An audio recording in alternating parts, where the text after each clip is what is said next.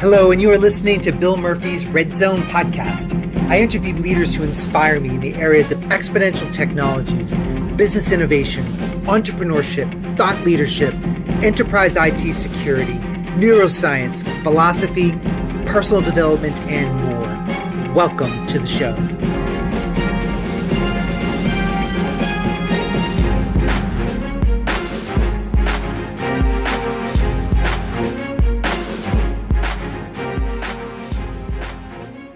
Welcome back to the show, everyone. This is Bill Murphy, your host of the Red Zone podcast. I just left the RSA conference, the 2018 conference, and the more I go to RSA, the more I can appreciate and learn to appreciate simplicity and really cutting to what the intention is of the products you make, the consultants you hire, the strategies you deploy within your organization. So if you're listening to this show and you have an interest in security and making it simple and designing security, and if you have even a gut instinct that defense is the new offense, and what I mean by that is that if you have a strong defense, you're going to win games. And if you believe that defense, if it becomes more portable, if it becomes more modular, if it becomes something that can move fluidly and you can govern and you can comply and you can actually run systems in a more fluid manner that maps to the business innovation, that maps to the pace of change within organizations, you're going to like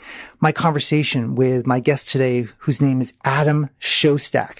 So Adam is an entrepreneur right now. He is a consultant, and I ran into him at RSA in actually 2017 because he presented about threat modeling on designing for security. And I love designing for security because I think designing builds speed and it builds transparency within organizations. He presented at in 2017 at RSA called Security Leadership Lessons from the Dark Side. And so we cover a lot of different concepts we go deep dive, technical, and then we also go up to the board level. And Adam actually designed threat modeling. It was actually something he helped develop at Microsoft, where he worked for over 10 years. And while at Microsoft, his attack modeling led to the security updates for Auto-Run being delivered to hundreds of millions of computers. And he shipped the SDL threat modeling tool and the elevation of privilege threat modeling game. And he's been with numerous startups, and he helped found CVE, which is the Privacy Enhancing Technology Symposium, and the International Financial Cryptography Association. So as I mentioned, he wrote the book, Threat Modeling, Designing for Security, and also the book, The New School of Information Security. So what I like is that Adam really cuts like hot knife through butter with security. I love getting really, really smart people who understand and appreciate the complexity of security and can go toe-to-toe with any technologist, but they have a way of distilling this into actionable security programs. And Adam's approach is using threat modeling. So I want to kick it into the episode now, and I want to get your feedback. So let me know your feedback and click on the link that we provide so that you can go out to iTunes or you can go out to Stitcher if you're using a Droid platform. And so with that, I want to introduce you to my discussion with Adam Shostack. Well, I want to welcome you to the show today. I'm very excited for our topic of conversation. I am as well. So let's jump in. Yeah, let's jump into this. So did you speak at RSA at one point? I have spoken at many, many RSAs. I didn't speak this year. I did last. I think I'm on about an every other year rhythm with RSA. Got it. Because I know it wasn't this year, but I thought possibly I'd stumbled into you the previous year. So, and then I'm staring at your book right now, Threat Modeling, Designing for Security. And I've been preaching this for years now. Well, I call it security by design, but I've never stumbled into threat modeling. And, you know, before we even jump into threat modeling, why don't you give my listeners a little overview of yourself and then your journey? Like, what led you into the security space? Like, were you always into security from like high school and college, or like, how did this happen for you? So I was studying environmental science in college, and when you study environmental science, you learn about economics, you learn about these complex, multifaceted problems.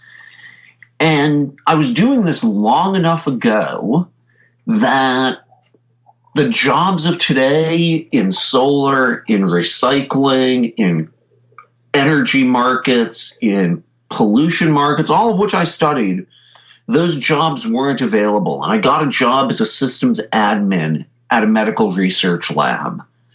And great laboratory at the Brigham and Women's Hospital in Boston, doing amazing things, bringing patients into an MRI, for example, and doing surgical procedures inside the MRI machine. And so security and privacy was a piece of my job. And I discovered that I enjoyed it. I struck out, I became a consultant. I broke a few things the way security people do. I broke the secure ID card. I broke the TIS firewall toolkit, which at the time was the leading open source firewall. And from there, I joined a startup building vulnerability scanners. While I was there, we were shipping these scanners. We were saying, how do we think about these vulnerabilities? And so I met there Steve Christie and Dave Mann, helped them to create the CVA. We sold that startup. I went to another one doing patch management. That one didn't go so well. And I said, I could really use a stable job. And was talking to a number of companies, one of which was Microsoft. And I said, I can deal with being at Microsoft for 2 or 3 years. A decade later, I decided it was time to move on. And, it was a fantastic experience for me. I got to work on the secure development lifecycle team, where I did work on threat modeling. I got to do some analysis of how computers get broken into. That led to pushing the fix for auto run out through the Windows Update channel. Prevented a lot of infections through that. And then I said, I'm going to go build another startup. That one didn't work the way I hoped it would. And as I was working the phones saying, hey, can I interest you in these things that I'm building? People were calling me up and saying, hey, Adam, can you help us threat model? Can you help us do security engineering? And so that's where I am today, working independently with a variety of organizations. And so that's the strange, meandering path. And if you'd asked me to predict any of that, I couldn't have done it. What's really interesting is your book, Threat Modeling, which I really enjoyed reading. And I've listened to you online and through YouTube and just trying to understand a little bit about what threat modeling is. But let's start out there. What is threat modeling? And then we have to talk about why. Because I think a lot of my listeners, when they think of threat modeling, it could be seen as, something else I have to do with security. But I want to really hit it hard up front of the value, what threat modeling brings to bear. And for all listeners, we're going to cover GDPR, we're going to cover privacy, we're going to cover getting a seat at the table. I mean, we're going to bring it with security today. But I want to start out with your expertise with threat modeling and why and what is that?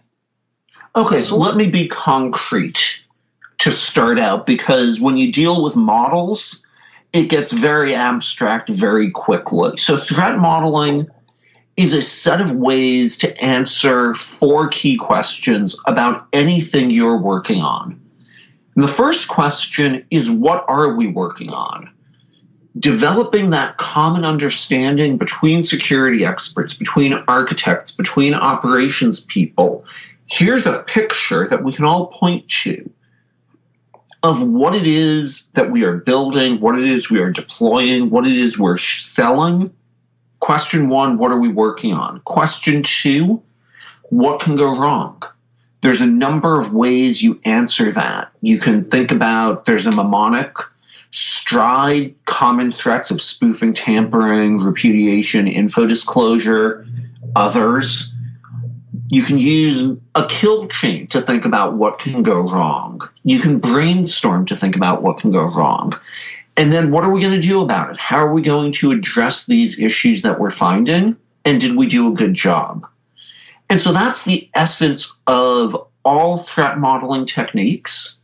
You can get super deep and waterfall. You can build these formal diagrams. You can create these long lists of threats, and you can be very agile. You can stand at a whiteboard and produce Post-it notes that say, we're going to address this spoofing issue right here, and write that on a Post-it note, stick it on your Kanban board. All of these are ways to get security into a conversation about how we can build better products, better services, whatever it is we're building. We want to bring security in these days. And so threat modeling is the collection of techniques that lets us do that. That makes sense. So it's a collection of techniques that allows you to address. Would you be able to put a problem set through this lens? Like, as you're working with an organization and trying to help their teams get better at this, would they approach a system with threat modeling with these 4 questions? For example, like, would you like an e-commerce system as a whole, or a problem set like how does GDPR impact us? Like, where would you start with threat modeling? Is it super tactical, or do you apply it through a kind of a bigger picture strategic lens? So, yes, you can go either way. And this is one of the things that makes threat modeling a little intimidating for people is, let's say your organization is working on a GDPR process right now. Better move quickly. And we can look, what are all, and you have to do this for GDPR, right? What are all the data flows that we have? Where does data go? Who can see it? We can work with that. Or we can work with, we're deploying a e-commerce application. Great. Are we deploying V1 or are we deploying V6? Maybe V6 has, we're adding a IoT payment API. Okay, let's start by looking right at that new API. Let's get very, very focused. Let's get tactical and say, what can go wrong with this API? Because that's the scope of the project that the team is working right now. If you go to them and say, hey, you're building out the V7 API for IoT payments, but really what I need you to do is this whole GDPR project. Well, that's great, Adam. Thank you so much for your input, and we'll be in touch about that, right? You've got to work with what a team is ready to work with, and you can threat model as part of either of those projects.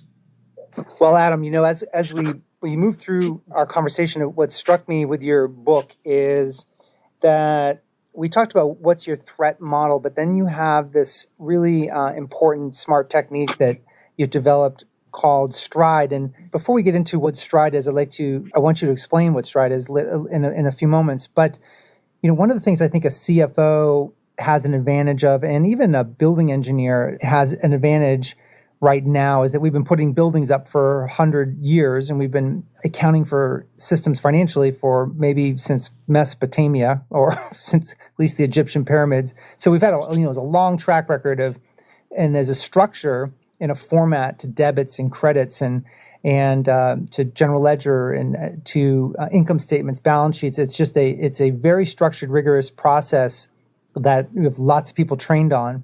And unless you are ethically challenged or morally challenged, a CFO can be reasonably assured that the data is going in correctly when they're looking at the financial summary of a business. And similarly with putting up a complex building, that we have engineers and disciplines across all sorts of trades and multiple companies and subcontractors participating in putting up safe buildings. And so, one of the things I wanted to talk to you about is Stride essentially what you would say possibly like a structured or a systematic way to analyze a complex system and layer in security into it? Absolutely. It's a way to help you see what problems are going to happen. So even before you get to layering security on, making trade-offs about what you're going to do when things are still fluid. And I like your building example. Once you've poured the foundation, the size of the building is pretty much set. Once you start laying the code, the structure of that code gets more and more set. And Stride was invented at Microsoft as a way of bringing some structure and consistency. And it actually predates my time there. But let me talk about what Stride is. It's a mnemonic for the most common threats that software faces. So there's spoofing is the S. And an example of this, there was an article this weekend about a payments transfer system. And what people would do is give you a phone number and say, hey, make the payment to this phone number. And you thought I thought I was talking to you to pay for the beers we might have had last night, but it's really someone else. But I put in that phone number, the payment went to them. There was a confusion about identity, about authenticity, and now my money is gone. The T stands for tampering.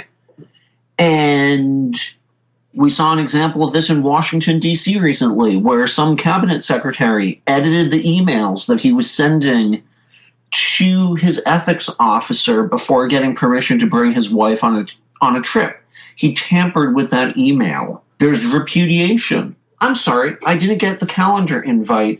Would have loved to have joined that meeting.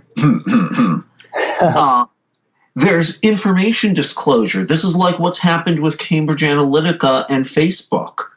Information was collected and in ways that people didn't expect, didn't understand. They were very upset. The D, denial of service. For my favorite example of this is all the video cameras in the world got turned into a botnet, took a DNS provider offline, and knocked a good chunk of the internet offline by flooding that DNS provider. And then E stands for elevation of privilege.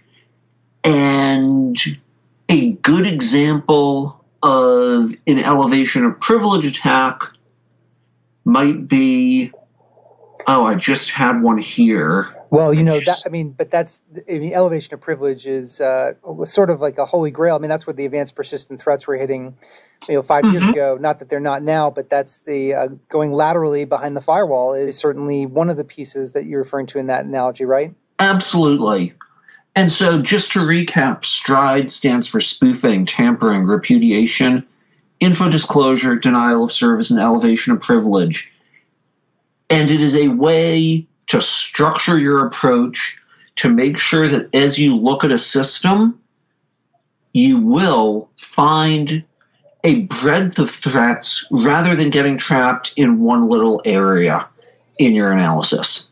Okay, that makes sense. Now, with Stride, one of the things that you were talking about was different traps that you see through your work. And I think this is interesting for people to think, what can go wrong? Like, what are some of the traps that you see security teams, architects, CISOs fall into? And again, you don't have to go through all 7. I think you have 7 or 10, but maybe just a couple that you find are the top ones that may be related to those that are trying to tackle cloud security right now, or they're trying to tackle GDPR and privacy, or it could be a complex system design, whatever it may be. What do you think are the top 1 or 2 traps that architects are falling into, or CISOs are falling into now?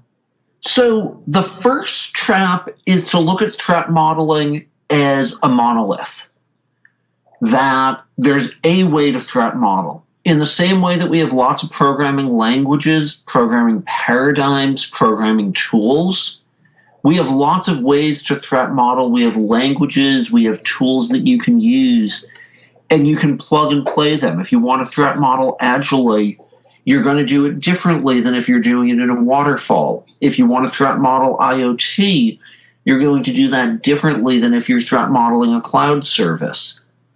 But in the same way that it's all software development, it's all threat modeling. And so the first trap is that monolithic perspective of the way to do it is versus the ways to do it are.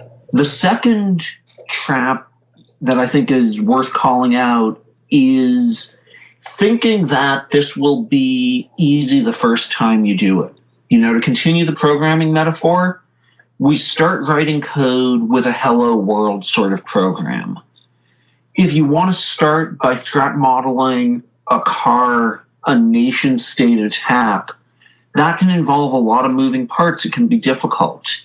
And so realizing that you need to start small, start with what you're working on right now, develop those skills, and over time you'll get better and better at it, versus thinking, hey, this will be a cakewalk the first time out. And I don't want to discourage anyone. In the same way that, the first time you might use Git, it's challenging to use Git. And then once you've gotten over that hump, it turns out to be a really interesting paradigm shift. It changes the way we develop software. And that refers to both Git and threat modeling. So I'd say those are the top two traps. Yeah, and I think also what's really interesting, and I know you and I share this, and we cover this in the book, the Checklist Manifesto.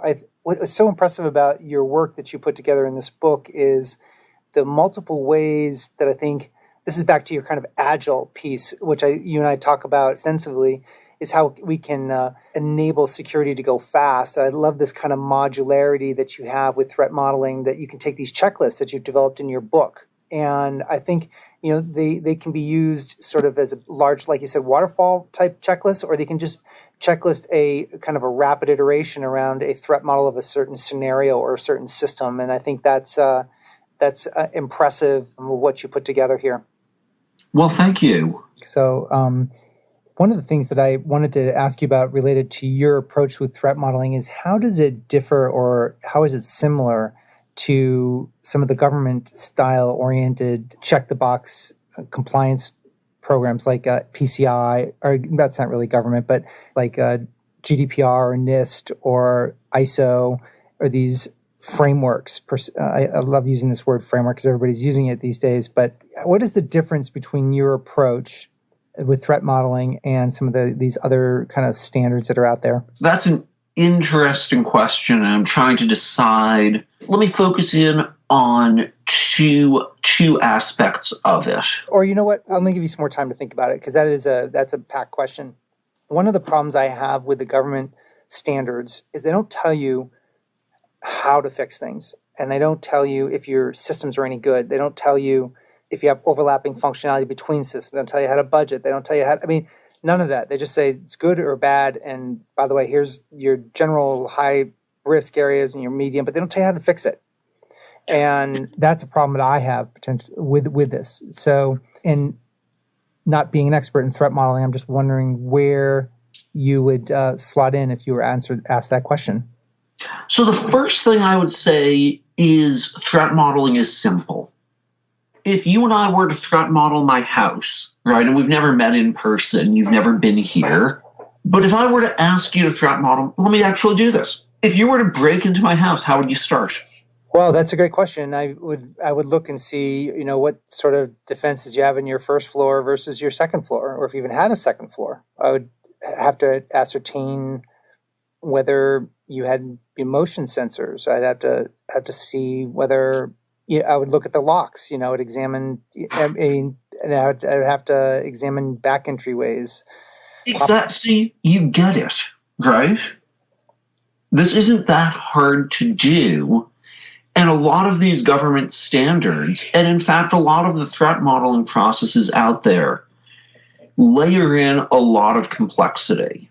The simple question that any decision maker can answer is, what are we working on here, right? If you can't answer that, there's a bigger problem going on.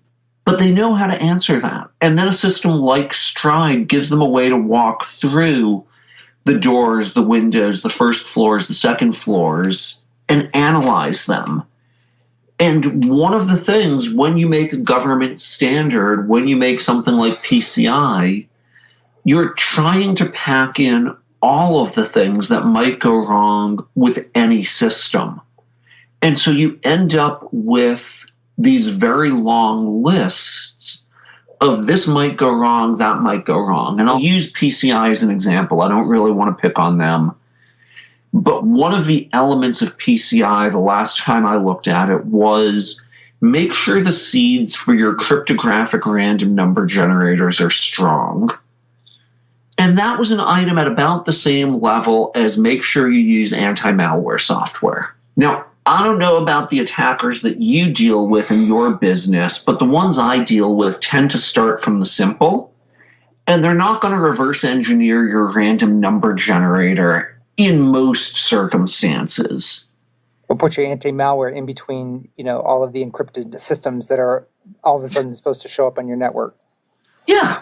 And so these standards end up containing mitigations for threats where the likelihood may be low. There are easier paths in, but you've got to deal with that, and you're going to be dinged the same number of points in your audit, in your assessment, because you're missing line 16 or you're missing line 17.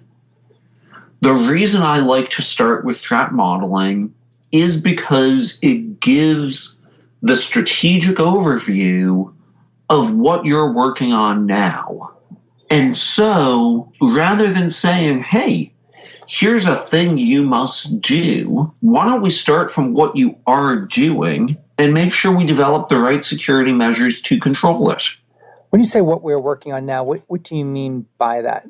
So I have used that same sentence to refer to things in scale like of Windows 7 or Xbox Live. And a training course I did for a customer recently, we started from a one-sentence description of you're working on a mobile phone app to transfer money between customers. And you can take that single sentence and develop a threat model from it, or you can take a system like Xbox Live and develop an answer to what is this system as a whole. And so I really do mean, what are we working on? How do we develop common models of that system so that we can have an engineering conversation about what this system is? And a lot of the systems I work on are so large that no one has an understanding of the system as a whole anymore. And one of the reasons that that's challenging is because everyone brings a slightly different mental model of what's going on. Let's say we were threat modeling Gmail, right? Maybe I believe that looking up the blacklists for anti-spam is your responsibility, and you believe it's my responsibility. And so it falls through a gap because we don't have a common model. And so when you ask, what do I mean by what are we working on? It's really a very, very, and I hate to be buzzwordy, it's a multi-scalar question, right? The question expands and contracts to the sort of answer that the person, the team, the department, the organization is answering. And it's a starting point question because once we start building that model of what it is we're working on, it allows us to say, yeah, here's the thing for this next release. This piece here is out of scope. Super important to be able to say this is out of scope. You don't want to boil the ocean. And you certainly don't want to be looking at a big complex system the first time you threat model and saying, wow, we found all these really exciting threats to this code that was written 15 years ago, and now we have to do something about it. Now, maybe, big project, you'll discover that if you find a big problem, you go to management, you say, hey, we need some time to fix this. you'll get that time because you discovered a big problem. You don't just want to sit on it.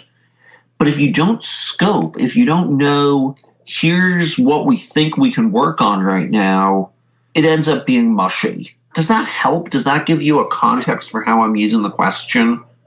For sure. And I think it's a lens of clarity and just it's a lens of focus. And I want to also indirectly answer the question, why threat model? And I think one of the questions I'm asked quite frequently is when top decision makers, the CIO, the CISO are wanting to move into the cloud. And there's this hybrid stretch that happens between the data center or centers and the assets that are in the cloud. And the question then would be, to get clarity, is, let me ask you this, what would be a good question to ask that would then prompt a good threat modeling exercise? Like, how do I secure my cloud resources? Like, what would you say the good question would be?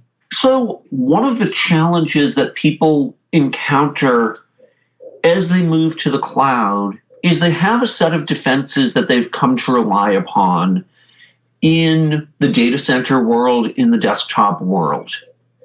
And as you move to the cloud, oftentimes there's two changes that are happening.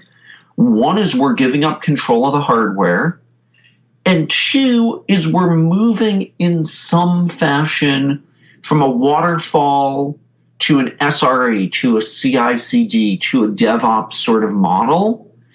And the question becomes, what's the security difference between where we were and where we're going?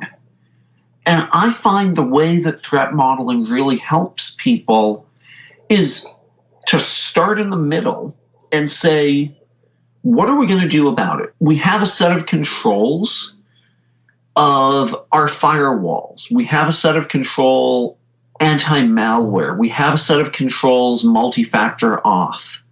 Why do we have these controls? What is the strategic goal of the firewall? It's isolation.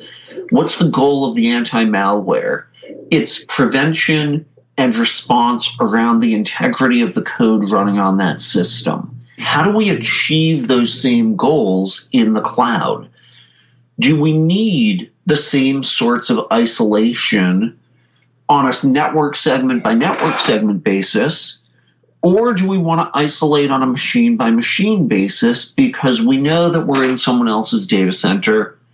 And so our tools transform, right? What are we going to do about it?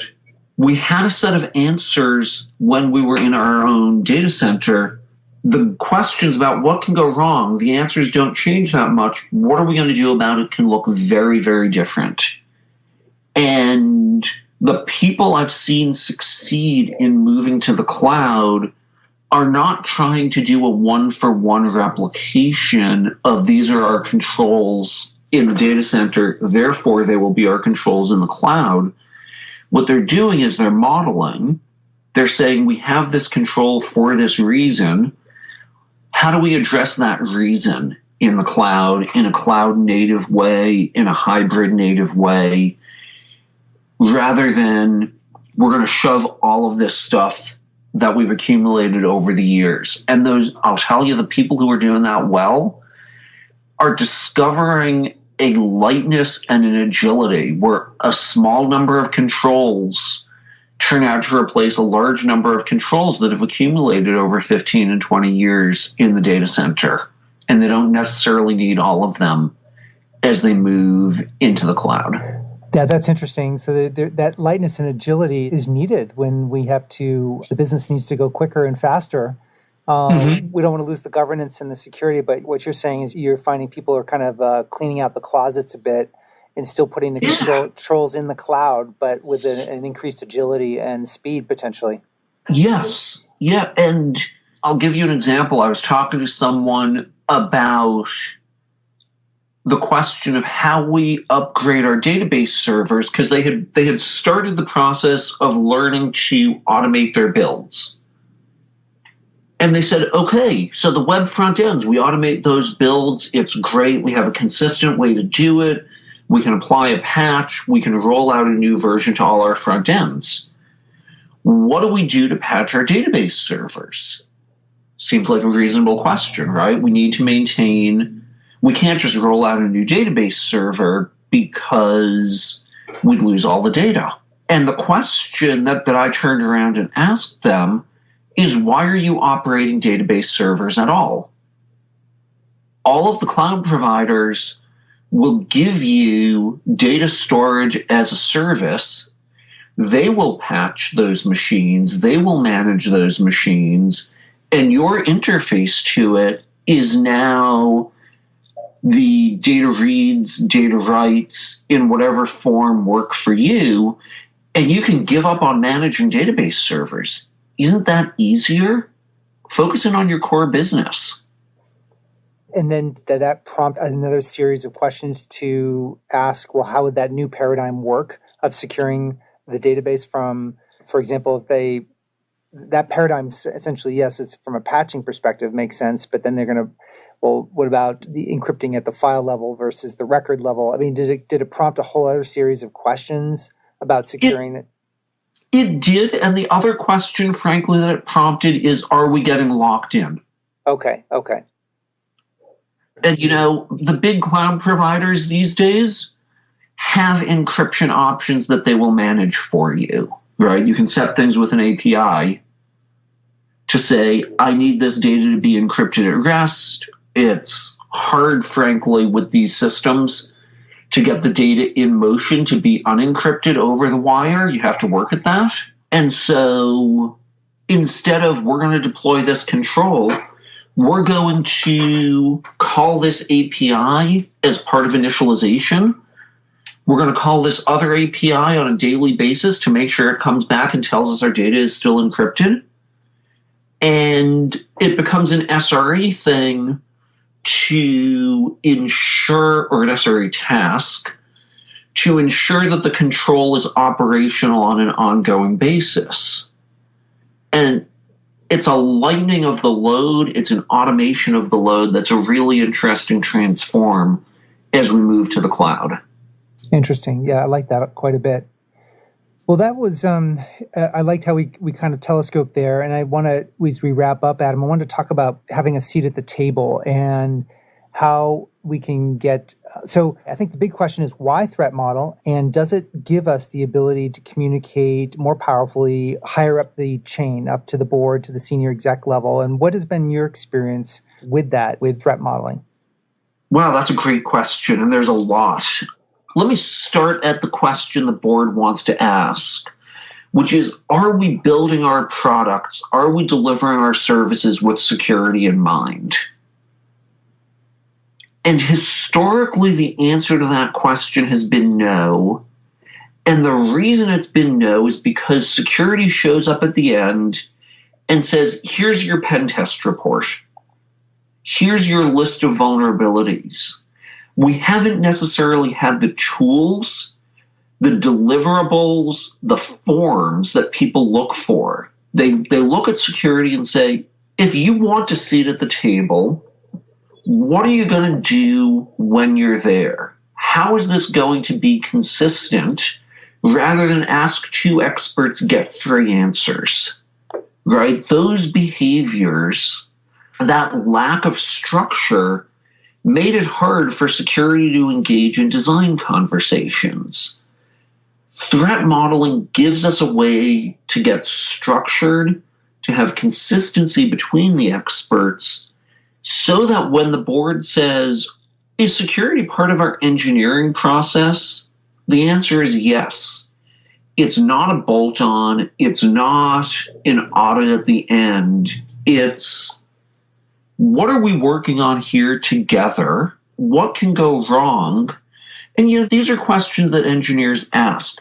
What can go wrong with reliability? What can go wrong with scalability? What can go wrong with our cloud transition? What are we going to do about it? And by structuring things in this way, security gets to be a full partner in the organization's transformations, these digital transformations, these cloud transformations. Mark Andreessen, the venture capitalist, says software is eating the world. And Fraser Scott says hackers are eating your software. which I think is just a great high level. This is why we need to do this. Threat modeling lets us prevent comprehensively, systematically, in a structured way, in a predictable way, those hackers from eating your software. It's all about getting started. Well, I do think that GDPR is going to force that conversation into building privacy by design. I myself have seen it now many times where if we just layer in security right at the front end, or at least pre-beta for the application, the apps that are being rolled out now, we catch so many design issues out of the gate. It's so much, it's less expensive to build security in up front, and allows the business to go faster than to all of a sudden like, we forgot that we didn't ever ask these questions up front. So I like that threat modeling has a rigorous but way of kind of measuring twice, cut once. Absolutely. And let me actually push way back on the pre-beta. You can threat model before you've written a line of code. You can do it agilely. And when you get in there before, there's no cheaper time to fix a design issue than before it's been committed to Git. Okay, I see what you're saying. So you can do it like on just sticky notes on a whiteboard. Absolutely. Absolutely. And it is so powerful as a business transformation to let the business go faster with more confidence, to start on day one. And that's what boards, I think, want to hear, is not the defense is getting in the way of revenue generation. And I think when folks are listening here, looking at threat modeling, these are tools. This is a technique to imagining what you're going to say to the board when you finally have that seat at the table. Is not that the business needs to go slow, but these are tools that enable the business to go have much more confidence and assurity with design, with architecture, so that customers are safe and secure, and that there's a strong value proposition there, but it's not that defense is going to get in the way. It's an enabler. Absolutely. And let me add one more bit of that value proposition, which you expressed so well. The regulatory compliance, and I know we all hate the word compliance, but GDPR is just about here. You don't have a choice. And they're looking for evidence that you thought about privacy and security early. I saw something last week at RSA from the Food and Drug Administration. They're looking to see security before you build, as you build. We're going to see that in more and more industries. We're going to see that both horizontally and vertically, right? The Federal Trade Commission talks about building security in. And so threat modeling is a way to structure and accelerate and reduce cost around all of these security activities. Well, Adam, I really appreciate you for coming on. This has been a really powerful conversation, well-timed for what's happening today. But this is a conversation I want people to be able to know. They can reach out, certainly buy your book, Threat Modeling, by Adam Shostack. Did I pronounce your last name correctly? I usually say Shostak, but life's too short. Shostak, Adam Shostack. But what about if people want to just engage, kind of reach out to you personally? What would you recommend through your website, through LinkedIn? What is your preference? My preference is what works for your listeners. I'm on LinkedIn. I have a little business site at associates.shostak.org, SHOSTACK.org. And I love doing this. I find real joy in teaching organizations to fish. F-I-S-H, not P-H-I-S-H. I enjoy teaching people to fish in the email sense too. It gives them a sense of how these attacks work, but really helping organizations feed themselves and stand on their own feet with this security thing that's coming down the pike that they need to do. I really have been enjoying the heck out of it. Well, I hope this has been helpful, and I'm sure it has for all of my listeners, and I'm glad that we got a chance to share your expertise, because this is quite a program, it's quite a methodology that you have developed through your book and sharing your expertise with the world. So I appreciate that, and I encourage listeners to reach out to you as they need to find ninjas who can just rip the complexity out of environments and help people pave a pathway of a secure yet agile future. So thank you very much, Adam. Thank you. It was a pleasure. So there you have it. This wraps another episode of Bill Murphy's Red Zone podcast. To get all the relevant show notes, please go to our blog at www.redzonetech.net/podcast. Additionally, make sure you go to iTunes and leave your comments in iTunes about the show. This helps our show rankings enormously and it helps support the show. Until next time, I appreciate you very much for listening. Thank you.